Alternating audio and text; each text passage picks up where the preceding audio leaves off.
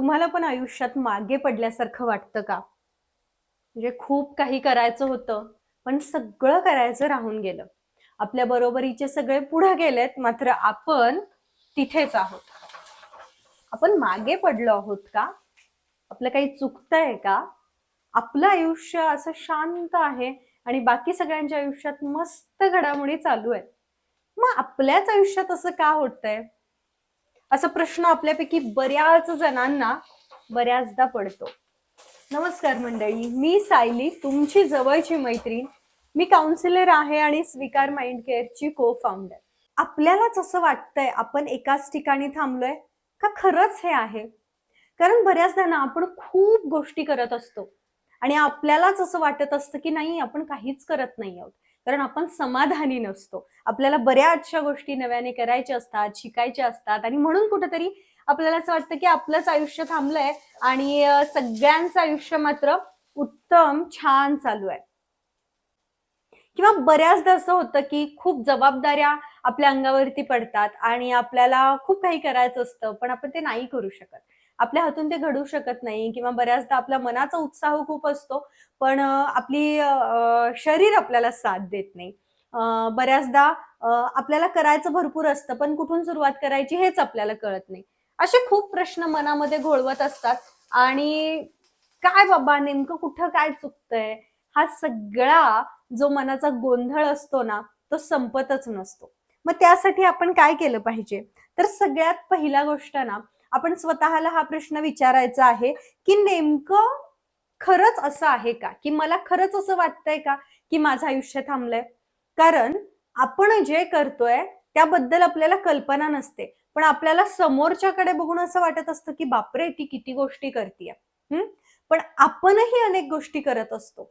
आपण तुलना करतो ना, मग तुलना आली की स्वतःमधल्या ज्या काही स्वतःमधली जी काही कौशल्य आहेत ना, त्याचा विसर पडायला लागतो किंवा स्वतःकडे दुर्लक्ष वाटायला लागतं.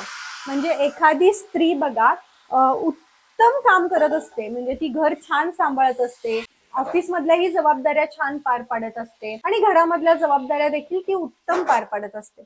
पण तिच्यापेक्षा जास्त चांगला मुलांचा अभ्यास घेणारी एखादी तिची मैत्रीण असते किंवा कलिग असते. मग तिला काय वाटतं, की मी माझ्या मुलांचा अभ्यास ह्या पद्धतीने घेऊ शकत नाहीये, म्हणजे मी चांगला अभ्यास घेऊ शकत नाहीये का? म्हणजे माझं कुठेतरी चुकलंय का? मला नवीन काही करता येत नाहीये का? माझ्या मैत्रिणीच्या आयुष्यामध्ये तर ती किती छान वेगवेगळ्या गोष्टी रोज करत असते. मी मात्र रोज घरातलं तेच काम, तेच ऑफिसच्या जबाबदाऱ्या आणि त्याच पद्धतीने आयुष्य जगतीये. मग माझं आयुष्य थांबलंय का? माझं आयुष्य पुढे कुठं जातच नाहीये का? असा प्रश्न पडणं साहजिक आहे. कारण आपण फक्त समोरच्या व्यक्तीच्या आयुष्याकडे जास्त फोकस करतोय. आपण ज्यावेळेला स्वतःच्या आयुष्याकडे फोकस करू, मग अगदी तुम्ही गृहिणी असाल किंवा तुम्ही वर्किंग असाल. मी कोणकोणत्या गोष्टी उत्तम करते, याची ज्यावेळेला तुम्ही यादी काढाल, त्यावेळेला तुम्हाला असं वाटेल, की अरे वाह! हे सगळं मी करत आहे आणि मला याची जाणीवच नाहीये, की मी एकाच वेळेला किती गोष्टी उत्तम करतीये. मी काय करत होते, तर मी फक्त त्या व्यक्तीचं आयुष्य बघत होते आणि ती जसं वागतीये, ती जसं जगतीये, तसं मी जगत नाहीये. हा कुठेतरी मी एक मुद्दा माझ्या डोक्यात घेऊन बसले होते. पण मी किती छान-छान गोष्टी करतीये. माझ्यासमोर किती छान-छान कामं आहेत आणि मी माझ्या कौशल्यांचा वापर करून ती कामं उत्तमच पार पाडतीये की. आपलं कौतुक करणारी लोकं कधी-कधी कमी असतात. त्यामुळे आपल्याला असं वाटू शकतं, की आपण काहीच करत नाही आहोत.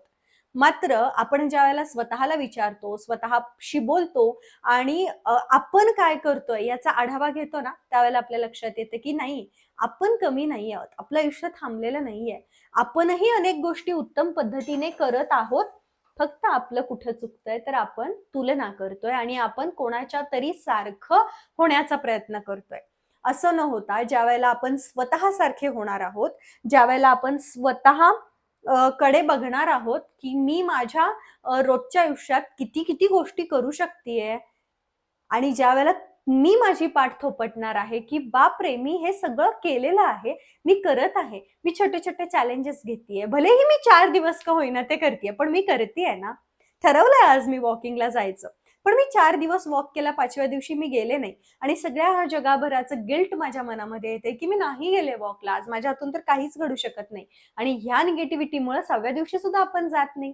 ठीक आहे, 4 दिवस आपण चालून आलोय, 4 दिवस आपण व्यायाम चालू केलाय, 5व्या दिवशी कोणत्या तरी कारणामुळे तो राहिला, मग स्वतःला आपण शाबासकी देऊयात ना, की 4 दिवस मी व्यायाम केलेला आहे, आज या कारणामुळे राहिलाय, पण उद्या मात्र मी सुरुवात करणार आहे.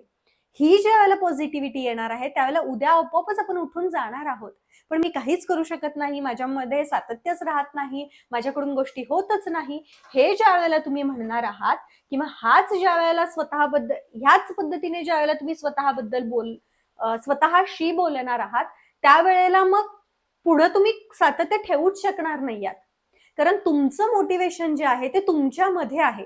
कोणीतरी येऊन तुम्हाला सांगेल आणि चल उठ, तुझ्याकडून हे काम करून घेईल, असं नाही होणार आहे. आपलं आयुष्य थांबलेलं नाहीये, तर आपण त्या पद्धतीने बघतोय स्वतःकडे. ती पद्धत बदलली पाहिजे. आपल्या देखील आयुष्यामध्ये खूप छान छान गोष्टी आहेत. आपल्याकडे देखील खूप अनमोल गोष्टी आहेत, ज्याचा आपल्याला पत्ताच नाहीये. प्रत्येक व्यक्तीला समोरच्या व्यक्तीकडे बघून असं वाटत असतं, की मला याच्याकडे जे आहे ते हवंय, किंवा मला त्याच्यासारखं आयुष्य हवंय. त्याही व्यक्तीला तुमच्याकडे बघून तसं वाटत असतं. त्यामुळे ही जी भावना आहे ना, ही भावना प्रत्येकामध्ये आहे. आपल्यासोबत काहीतरी वेगळं होतंय आणि आपलंच आयुष्य थांबलंय असं नाहीये. आणि ठीक आहे, खरंच आयुष्य थांबलंय, तर मग नवीन-नवीन छान-छान गोष्टी करायला घेऊयात. मग सातत्य ठेवण्यामध्ये प्रॉब्लेम्स येतील. मग तिथं स्वतःला जरा शिस्त लावूयात, करून बघूयात, वेगवेगळं काय-काय आपल्याला आवडतंय. बऱ्याच जणांचा प्रश्न असतो, की मला काय आवडतंय माहितीच नाही, मग मी काय करू? ते आवडतंय ते माहिती करून घेण्यासाठी खूप प्रयोग करावे लागतात आणि मग आपल्याला समजतं, की अरे अच्छा, मला हे आवडतंय, आता हे मी कंटिन्यू करेन. हाच तर आहे स्वतःचा शोध घेणं. म्हणून तुम्हाला काय आवडतंय हे माहिती नसेल तर शोध घ्या, बघा, स्वतःला अनेकदा पडताळून बघा, स्वतःशी गप्पा मारा, अनेक गोष्टी करून बघा. मला जमतच नाही, माझं हे दुखणं आहे, किंवा माझ्यावरती या जबाबदाऱ्या आहेत आणि मला जमणारच नाही, तसं ते होणारच नाही, असं कसं म्हणून चालेल? हे सगळे जे एक्सक्युजेस आहेत, ही जी सगळी कारणं आहेत ना, ती देणं थांबवूयात आपण आणि आपण खरंच काहीतरी करून बघूयात. एक 4 गोष्टी, छान गार्डनिंग करून बघूयात, छान व्यायाम चालू करून बघूयात, एखादं छंद, 1, 2, 3 छंद असतील, ते दोन्ही तिन्ही छंद एकसाथ जोपासायला चालू करूयात. मग आपल्या लक्षात येईल आपलं मन जास्त कुठे रमतंय, आपल्याला काय केलं की आनंद मिळतोय. ठीक आहे, ऑफिसला जाणारा तोच रस्ता आहे, रोज त्याच रस्त्यावरून जातोय आपण. मग त्या रस्त्यावरून जात असताना, प्रवास करत असताना एखाद्या दिवशी गाणी ऐकूयात, एखाद्या दिवशी पुस्तक वाचूयात, एखाद्या दिवशी गप्पा मारूयात, एखाद्या दिवशी एखाद्या जुन्या मैत्रिणीला फोन करूयात. खूप वेगवेगळ्या गोष्टी आपण करू शकतो. मग तोच प्रवास आपल्याला वेगळा वाटायला लागेल. येते लक्षात?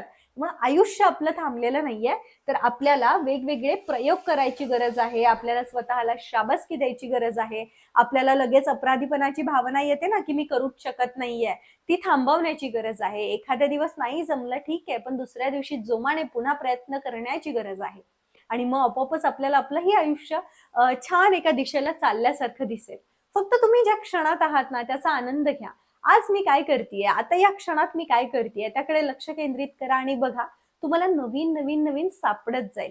रोजचं तुमचं तेच रुटीन, रोज तुम्ही चपाती करताय, पण एखाद्या दिवशी चपाती बनवत असताना तुम्हाला नवीन काहीतरी विचार येईल, दुसऱ्या दिवशी तुम्हाला वेगळंच आणखी काहीतरी सुचेल.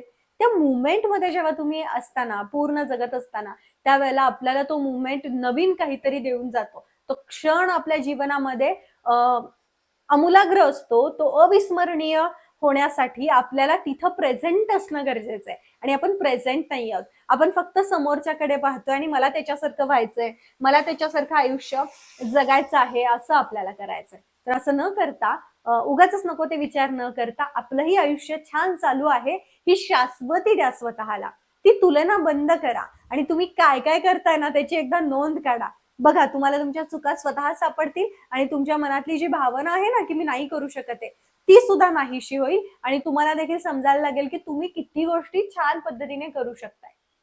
येतंय लक्षात? त्यामुळे प्लीज आजपासून हा जो विचार मनात घोळवताय ना, तो काढून टाका. आणि हो, आजचा हा व्हिडिओ तुम्ही आत्तापर्यंत शेवटपर्यंत पाहिलात त्याबद्दल खूप धन्यवाद, खूप कृतज्ञता. मी पुन्हा भेटेन अशाच एका नवीन छान विषयासोबत. तोपर्यंत स्वतःची काळजी घ्या.